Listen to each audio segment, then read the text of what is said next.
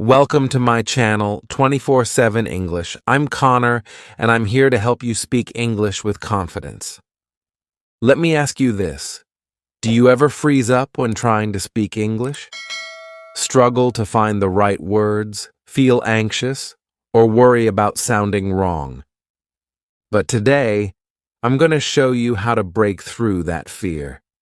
In this video, I'll share simple, proven techniques that will help you overcome speaking anxiety, stop second-guessing yourself, and start talking like a confident communicator. Imagine expressing yourself clearly, joining conversations with ease, and finally sounding natural. That's the goal. And the best part? You don't have to be perfect. You just have to be brave. So if you're ready to turn nervous silence into powerful speech, hit play, and let's build your English fluency together, 24/7. Chapter 1. The Power of Preparation. The truth is, confidence doesn't magically appear. It grows from preparation. And when it comes to speaking English, preparation is your best friend. That's where we begin, not with flashy words or complex phrases, but with the fundamentals. Mastering the building blocks of English is like laying a strong foundation for a house. Without it, every conversation feels shaky, uncertain. But when you know the structure, everything becomes smoother, more natural. Let's start with pronunciation. One of the most overlooked yet powerful parts of English speaking. You might have a rich vocabulary or perfect grammar, but if people can't understand what you're saying, it becomes frustrating. And that frustration leads to silence. So how do you improve pronunciation? Start small. Choose 5 words a day that are hard for you.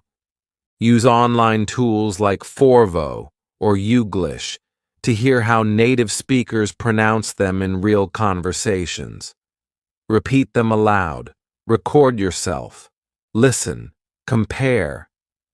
It might feel awkward, even silly at first, but this daily habit works. Slowly, your tongue adjusts, your mouth gets used to the rhythm, and suddenly, your words begin to land the way they should. Then comes grammar. I know what you're thinking. Grammar can feel boring, technical, maybe even overwhelming. But think of it as the blueprint of English. You don't have to memorize every rule to speak fluently, but understanding the basics, subject-verb agreement, simple tenses, question formation, gives you the freedom to build real conversations. Focus on high-frequency grammar structures that are used in everyday speech. For example, instead of worrying about the future perfect continuous tense, start with present simple and past simple. Nail those first.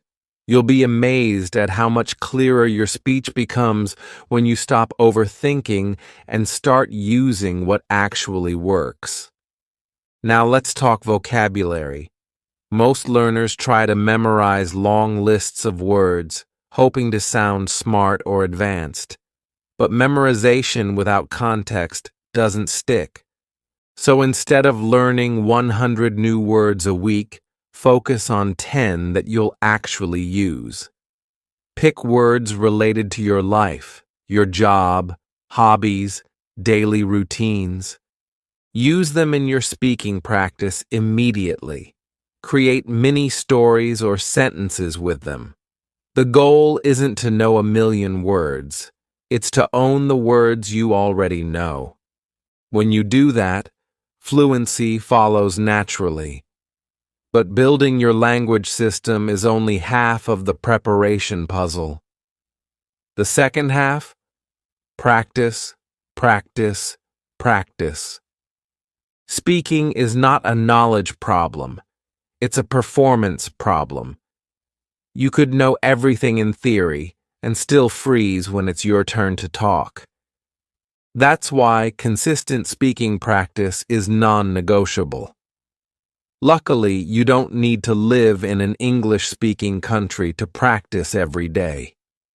You just need to get a little creative. Start by using language exchange platforms like HelloTalk, Tandem, or Speaky. These apps connect you with native speakers who want to learn your language while helping you learn theirs. It's a win-win. Don't worry about being perfect.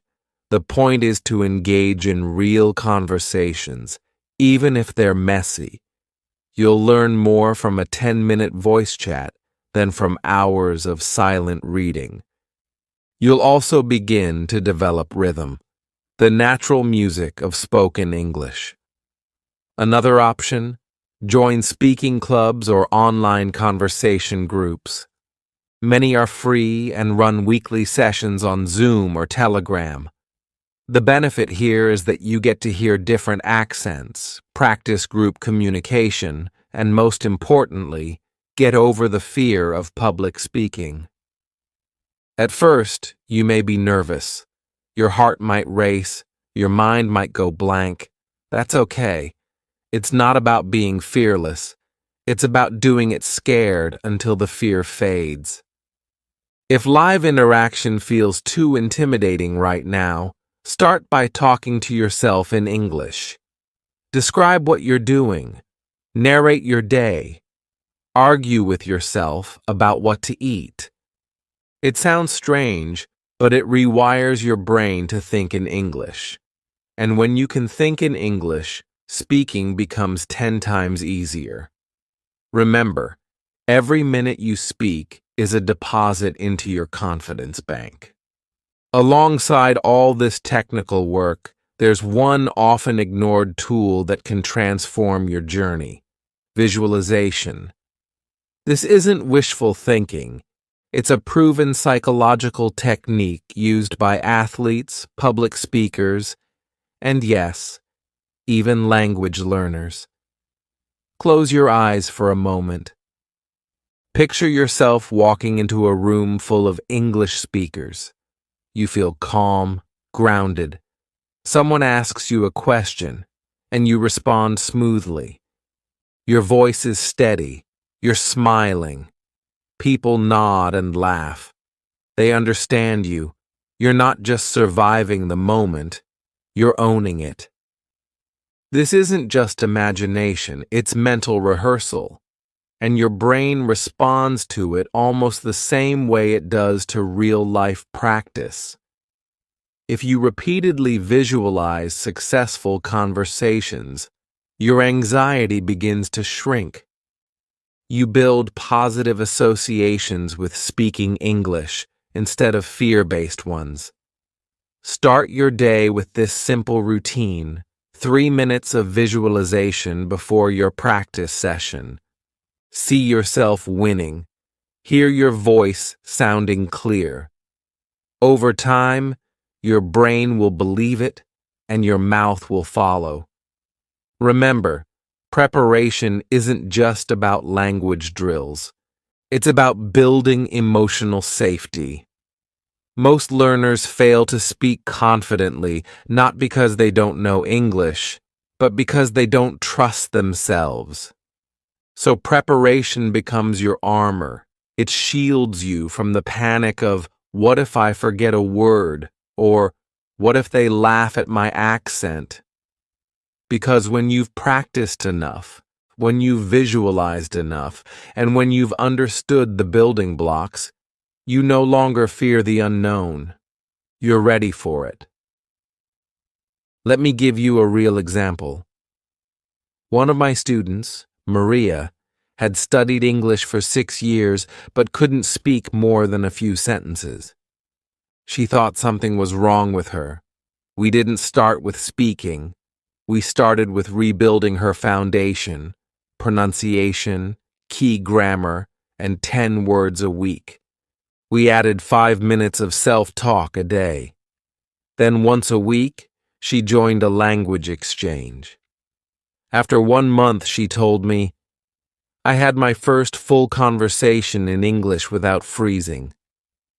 That's the power of preparation, not magic, just method. Here's something else to keep in mind. Progress is not linear.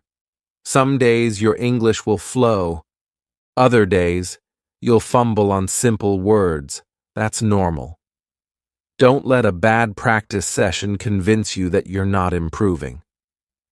Fluency is built through repetition, reflection, and resilience. Celebrate your small wins. Did you use a new phrase today? That counts. Did you record yourself for 60 seconds without stopping? That's progress. Keep stacking these wins. Also, don't isolate your practice to one method. Rotate between speaking, listening, reading, and writing. They support each other. Watch shows with subtitles, then shadow the dialogue. Read short stories aloud. Write journal entries about your day. Everything you do in English strengthens your speaking skills, directly or indirectly.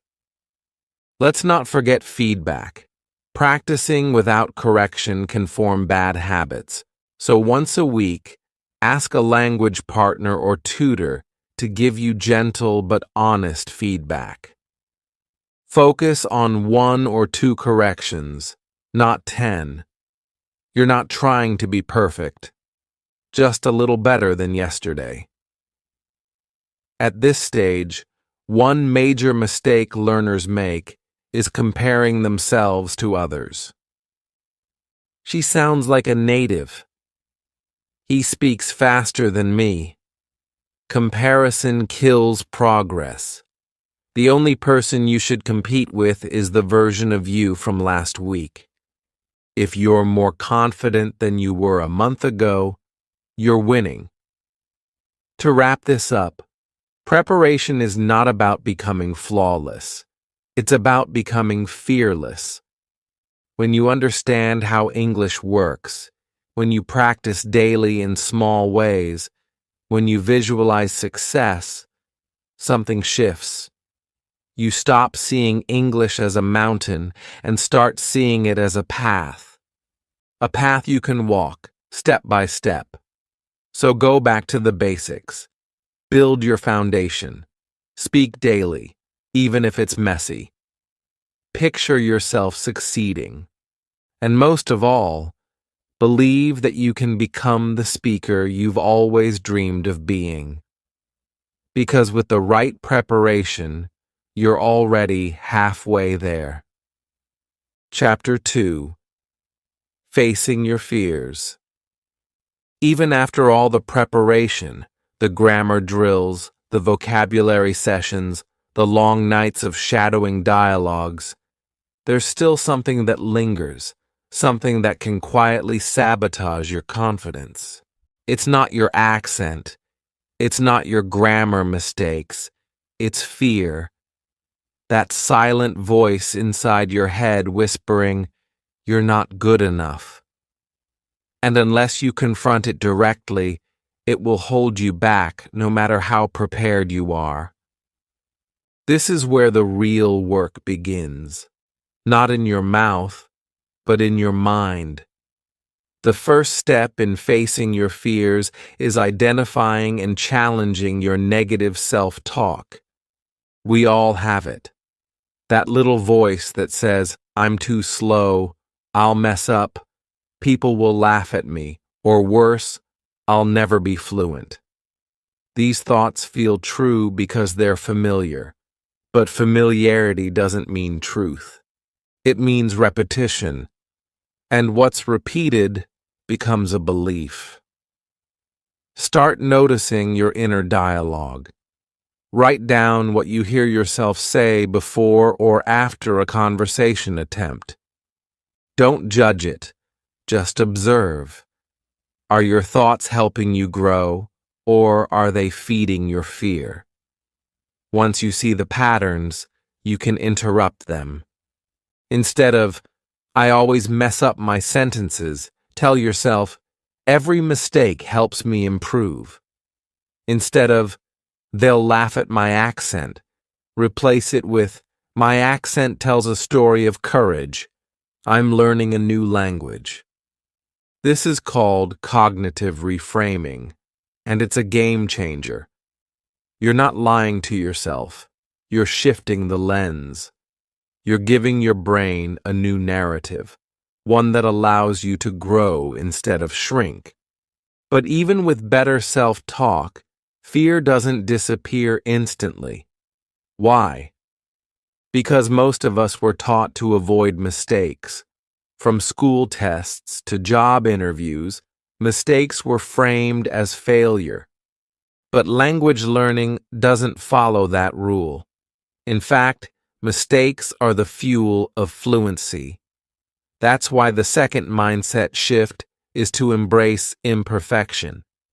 You will mispronounce words. You will forget vocabulary mid-sentence.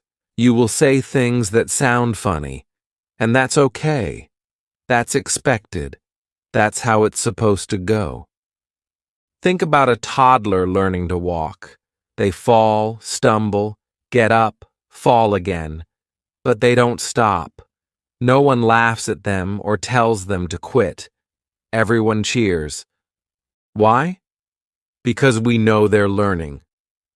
That same grace belongs to you. You're walking in a new language. Of course, you'll stumble. But if you keep going, step by step, you'll find your rhythm. When you accept imperfection, something powerful happens. Fear loses its grip. You stop hesitating. You stop rehearsing the perfect sentence in your head before speaking. You start focusing on communicating, not performing. And that's where real fluency begins. Still, many learners obsess over being perfect before they speak. The perfect vocabulary, the perfect accent, the perfect timing. But that mindset only leads to paralysis. You wait, and life moves on without you. That's why the final and most empowering shift is this. Focus on progress, not perfection. Start tracking your growth, even in small ways. Did you join a language exchange this week? That's progress. Did you record yourself speaking for the first time? That's a huge step. Did you understand a new word in a podcast without translating? That's fluency creeping in. Create a success journal for your English journey. Every evening, write down one win, no matter how small. Maybe you ordered food in English. Maybe you answered a phone call. Maybe you corrected yourself mid-sentence. These micro-victories are your ladder, and every step matters. When you look back after a month, you'll see how far you've come, not because you're perfect, but because you're consistent. Progress doesn't care how fast you go. It only asks that you keep moving. Let me share a personal story. One of my students, Adil, was a brilliant thinker. He could write essays in English that read like poetry. But speaking? He avoided it like the plague. One-on-one, he'd go silent, his hands would shake, his voice would vanish. He thought he was bad at speaking. But what he was really battling was fear. Fear of being judged, of not being understood, of not being good enough. We started small. Instead of speaking with others, I asked him to speak to himself in the mirror for 2 minutes a day. No judgment, no corrections, just expression. At first he mumbled, then he stumbled, then he smiled. Slowly, his voice returned. He replaced, "I can't do this," with, "I'm getting better every day." He stopped apologizing for his mistakes and started owning his journey. Within 3 months, Adil was leading group discussions. not flawlessly, but fearlessly. That's the power of reframing, embracing imperfection, and tracking progress.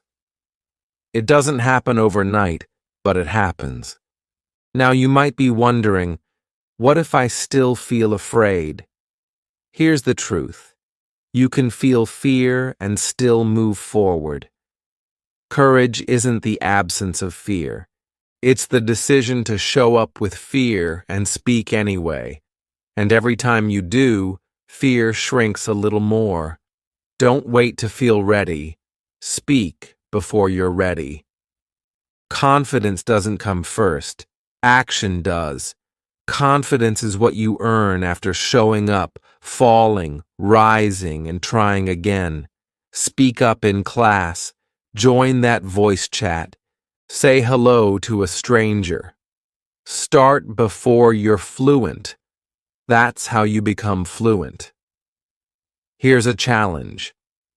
In the next 7 days, do one thing that makes you uncomfortable in English. It could be a voice message, a recorded introduction, or reading a paragraph aloud. Rate your fear before and after. You'll see it drops every time you act. Facing your fear is not about being bold all the time. It's about being brave in small moments. One conversation, one message, one attempt. These tiny moments build into something massive, confidence. And please, don't walk this journey alone. Talk to other learners. Share your struggles. You'll realize how common these fears are. When you open up, you find support. And support creates safety. The safety to try, fail, and grow.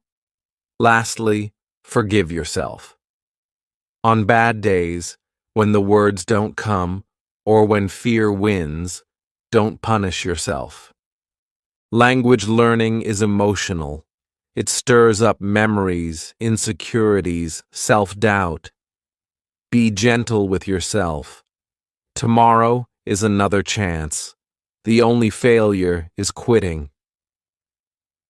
Remember, the fear of speaking isn't about English. It's about identity. You're putting yourself out there. You're afraid of not being enough, of not being accepted. But let me tell you, your effort, your voice, your journey, it matters. You are enough. Right now. Right here. With broken sentences and beautiful mistakes. So the next time that fear rises in your throat, take a breath. Speak anyway. Say the wrong word. Laugh about it. Correct it. Keep going. Because fear is loud, but it's not your truth. Your truth is this. You are growing. You are trying. And you are getting better. Every single day. Chapter 3. Building confidence through engagement. Once you've challenged your fears and started trusting your voice, the next step is to build confidence through consistent, active engagement. This is the part where theory becomes reality. You've laid the foundation with grammar, vocabulary, and mindset. Now it's time to immerse yourself in the living, breathing world of English.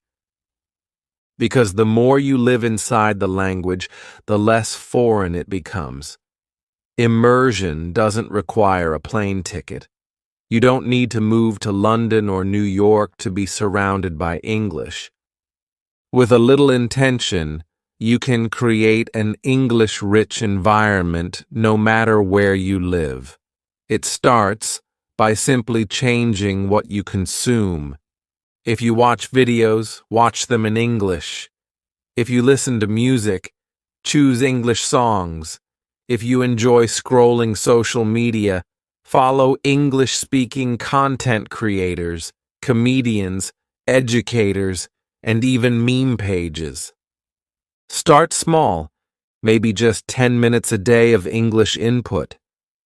Watch a short documentary on YouTube, listen to a daily news summary in English while getting ready in the morning, or tune in to a podcast that fits your interest, whether it's motivation, health, fashion, or personal growth. The more relatable the content, the easier it is to absorb and enjoy. Passive exposure helps your brain pick up on sentence structure, natural expressions, and pronunciation patterns, even when you're not actively studying. But don't just consume, interact. Leave comments in English. React to stories with simple sentences like, "That's so funny," or "I didn't know that." This turns your input into output. It's the difference between watching from the sidelines and stepping onto the field. Every time you type or speak, you're reinforcing your fluency. Remember, confidence is a skill built through action. That said, the fastest way to solidify everything you've learned is by engaging in real-life conversations. Nothing replaces the experience of talking to another person, hearing their voice, reacting in real time, and managing the unpredictability of human interaction. Yes, it can feel scary at first, but every sentence you speak, even the broken ones, is a victory over hesitation. If you're in a city or community with English speakers, look for ways to connect in everyday situations. Greet a tourist, offer directions, ask simple questions like, "Where are you from?" or "Are you enjoying your visit?" These moments don't need to be long or complex. Their power lies in the fact that you're using English in the real world. You can also join local clubs, workshops, or meetups where English is the medium. Think book clubs, sports groups, volunteer events, or even church communities. Not only will you practice your English, but you'll also build friendships and cultural understanding. These environments are usually forgiving, social, and supportive, perfect for language learners who are still finding their confidence. If you're shy or feel unsure about jumping into face-to-face conversations, try low-pressure environments. For example, volunteer at an organization where your main task is assisting or greeting. You don't have to give long speeches. Just practice small, repeatable interactions. Say, "Good morning," ask, "How can I help you?" or share a smile with a kind word. These moments build your communication muscle without overwhelming you. If in-person options are limited, then turn to the power of technology. There has never been a better time to learn English. Thanks to hundreds of free and paid resources designed to make learning interactive, fun, and effective. Language apps like Duolingo, Babbel, Memrise, and Busuu turn vocabulary and grammar practice into games, rewarding you with badges, streaks, and instant feedback. These platforms are excellent for quick daily reviews, especially when you're on the go. But to build speaking confidence, you need to go beyond vocabulary flashcards. That's where apps like Tandem, HelloTalk, and Speaky shine. These platforms connect you with real people who want to exchange languages. You teach them your native tongue, and they help you with English. Conversations can be text, audio, or video, whatever you're comfortable with. The beauty is that both of you are learners, so there's no pressure to be perfect. It's about mutual growth, not judgment. Many learners also benefit from AI-powered tools like chatbots or pronunciation assistants. Platforms like Elsa Speak analyze your accent and give you tips on how to improve. Others, like Speak or Fluent U, allow you to practice real-life scenarios, from ordering coffee to going for a job interview, through simulated dialogue. It's like role-playing your way to fluency. For more structured speaking practice, consider joining online conversation clubs or group classes via Zoom or Skype. Websites like Italki, Preply, and Cambly offer affordable sessions with native or near-native tutors. Some offer group discussions, others focus on one-on-one practice.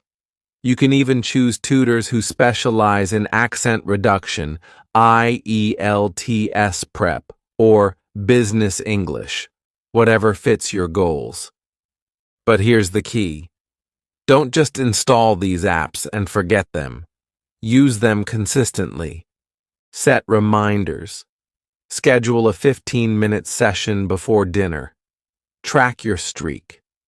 The brain thrives on repetition, and confidence grows when you show up again and again, even in small doses. Let me tell you about Junaid, a former student of mine. He lived in a small town in Pakistan and had no one around to speak English with. But he was determined. So he made English his daily environment, his phone, his music, his YouTube feed, all in English. Every morning, he listened to English news while having breakfast. Every evening, he messaged a language partner through Hello Talk. He also recorded short diary entries about his day and used AI apps to improve his pronunciation. 6 months later, he had his first video call with a Canadian tutor. His voice shook at first. He made mistakes. But he kept going. And by the end of the session, he was smiling because he understood and he was understood. That moment changed his mindset forever. I can speak English, he told me. Not perfectly, but confidently. And that's what engagement gives you. Not perfection, but power. Power to speak even when unsure. Power to connect even when nervous. Power to keep showing up. So as you move forward in your English journey, remember this. You don't need more textbooks. You need more exposure, more interaction, more play. Turn English into something you live with, not something you study for. Watch Netflix in English. Sing your favorite English songs. Send voice notes to your friends. Laugh at English memes. Listen, speak, read, write, do it all. Every piece reinforces the others.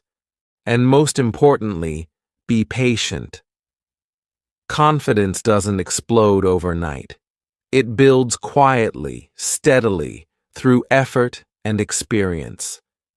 It comes from taking tiny, brave steps every day, watching instead of scrolling, speaking instead of staying silent, writing instead of waiting. So immerse, engage, leverage the tools around you. Don't just learn English, live it. Because when English becomes a part of your daily rhythm, confidence is no longer a goal. It becomes your reality. Chapter 4. The Importance of Self-Care. When you're fully immersed in your English learning journey, consuming content, speaking with others, using apps, showing up day after day, it's easy to forget one essential thing: yourself. The truth is, learning a language isn't just a mental activity. It's emotional, it's physical, it's spiritual even. And if you ignore your well-being, no amount of vocabulary lists or grammar drills will help you feel confident. Confidence grows best in a healthy, rested, supported mind and body. That's where self-care enters the picture. Start with the basics. Sleep. You can't focus in conversations if your mind is foggy. You can't process new grammar structures when your brain is exhausted. Many learners underestimate just how important rest is. But studies show that sleep is directly linked to memory retention and emotional regulation, both crucial for learning. So ask yourself, are you getting at least 7 to 8 hours of quality sleep? If not, that might explain why your motivation feels low or your speech feels sluggish. Prioritize rest like you would a study session, because without it, your efforts don't stick. Next, consider your diet and physical health. A body that's fueled with whole foods, fruits, vegetables, healthy fats, proteins, supports a brain that can absorb, recall, and respond. Ever notice how hard it is to think straight after too much sugar or caffeine? Or how your anxiety spikes when you skip meals? These things may seem unrelated to English learning, but they matter. Language confidence comes from mental clarity. Mental clarity comes from physical health. It's all connected. And don't underestimate the power of movement. You don't need to run marathons or lift heavy weights. Just move. Go for a walk. Do light yoga. Stretch. Dance. Physical movement reduces stress, improves blood flow to the brain, and boosts your mood. And guess what? When your mood is better, you're more likely to try new things, like speaking up in English. You're less afraid of making mistakes. You laugh more. You relax into the rhythm of conversation. That's confidence in action, born from self-care, not just study. But self-care isn't only physical, it's deeply emotional. One of the most powerful tools for emotional support is community. Learning alone can be isolating. It's easy to believe you're the only one struggling, the only one stuck, the only one making mistakes. But when you connect with others who are walking the same path, everything changes. Suddenly, you feel understood. You feel encouraged. You feel less alone. That's why it's so important to find a supportive community of English learners. Not just to practice with, but to share experiences with. Join a Facebook group. Participate in a WhatsApp learning circle. Attend virtual language meetups. Find people who can cheer you on when you feel stuck and who need your encouragement too. The power of me too is real. When someone says, I struggled with that too, but here's what helped, it lights a spark of hope inside you. That hope leads to resilience, and resilience is where long-term confidence is born. Within your community, be open. Share your wins, even the tiny ones. I finally ordered coffee in English today. Or, I understood a full YouTube video without subtitles. These things matter. Celebrate them. And when someone else shares their progress, celebrate with them.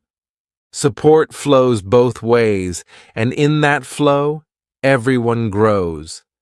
Still, even with support, effort, and progress, there are days when it feels hard, days when you want to give up, when you question why you're even trying. That's when one simple self-care habit becomes a lifeline. Reward yourself.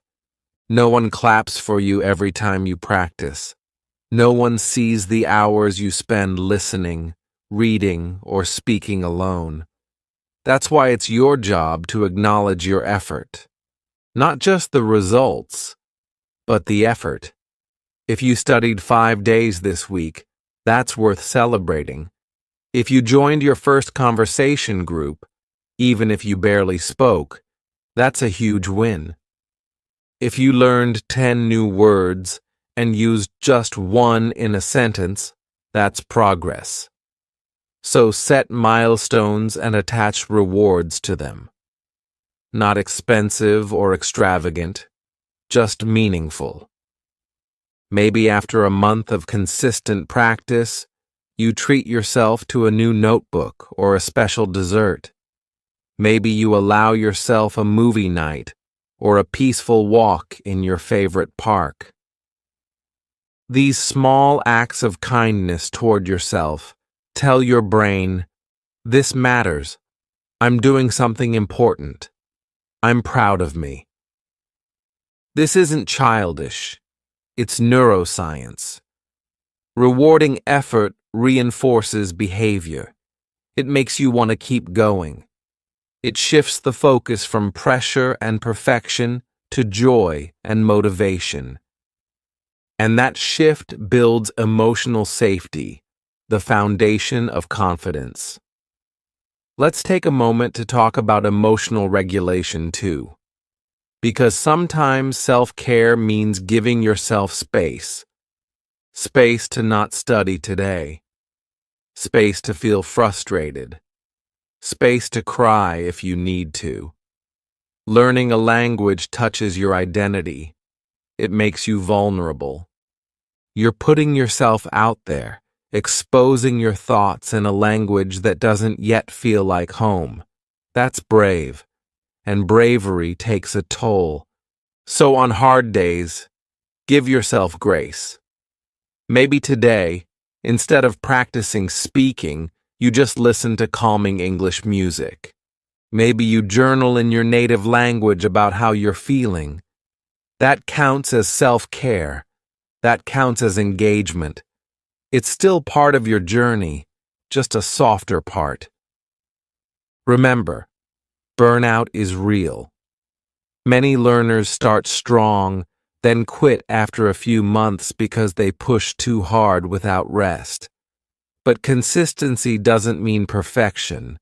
It means showing up again and again with compassion, with care, with rest and recovery built in.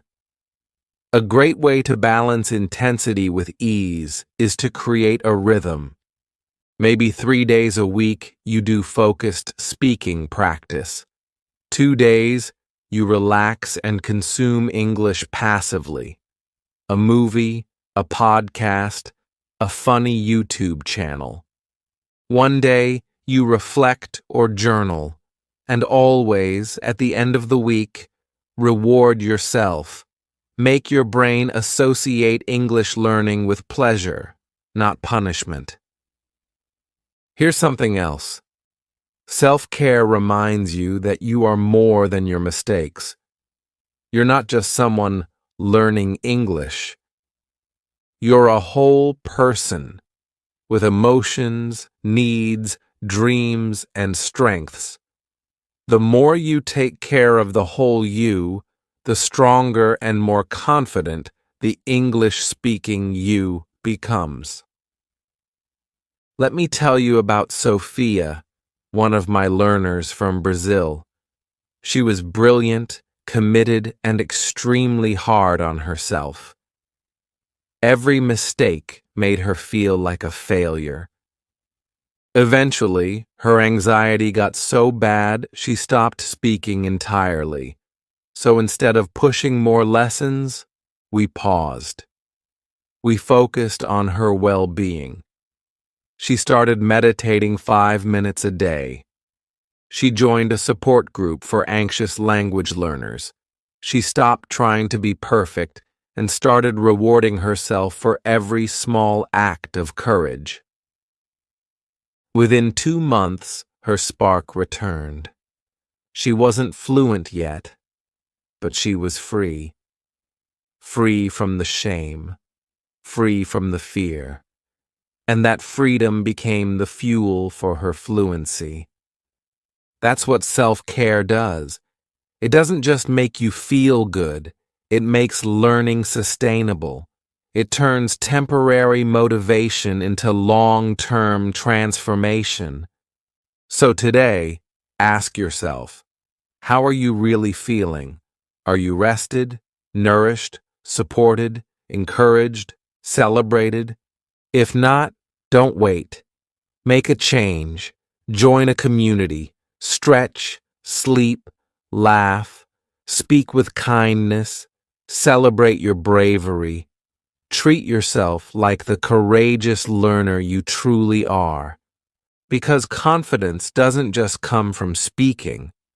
It comes from being well enough to speak. Body, mind, and soul.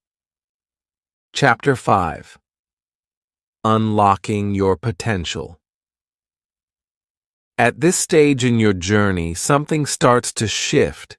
You've faced your fears, you've built daily habits, you've immersed yourself in the language and pushed yourself through real conversations. You've even learned to take care of your body, your mind, and your emotional health. But there's still one final piece to becoming the confident English speaker you want to be. And that's understanding that this is a journey of potential, not perfection.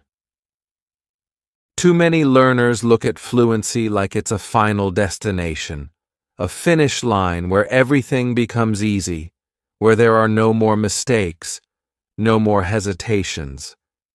But the truth is, confidence is not a moment you arrive at. It's a state you build, nurture, and grow into. It's not about knowing every word in the dictionary. It's about knowing that you're growing, even on the hard days. That's what it means to embrace the journey. So many learners lose motivation because they only look forward. They keep saying, "I'm not fluent yet. I still sound awkward. I still forget words." But what if you stopped for a second and looked back? Look at where you were a few months ago. Could you hold a full sentence back then? Were you watching English videos with subtitles on? Were you scared to speak at all? Now look at you. Maybe you've joined a language group. Maybe you can introduce yourself confidently. Maybe you're not silent anymore when someone speaks English around you. That is growth. That is progress. And it deserves to be celebrated. The journey to confidence is full of tiny wins, and if you don't take time to notice them, you'll never feel satisfied. So start celebrating small victories. Every time you learn a new word and use it, write it down. Every time you successfully answer a question in English, smile. Every time you understand a podcast without pausing, even for 5 minutes, that's a win. When you begin to measure your progress instead of your perfection, something amazing happens. You enjoy the process more. You stop chasing the illusion of fluent and start experiencing the joy of better than yesterday. That mindset shift is what unlocks your potential. Now, part of embracing the journey means having a clear direction, and that comes from setting realistic goals.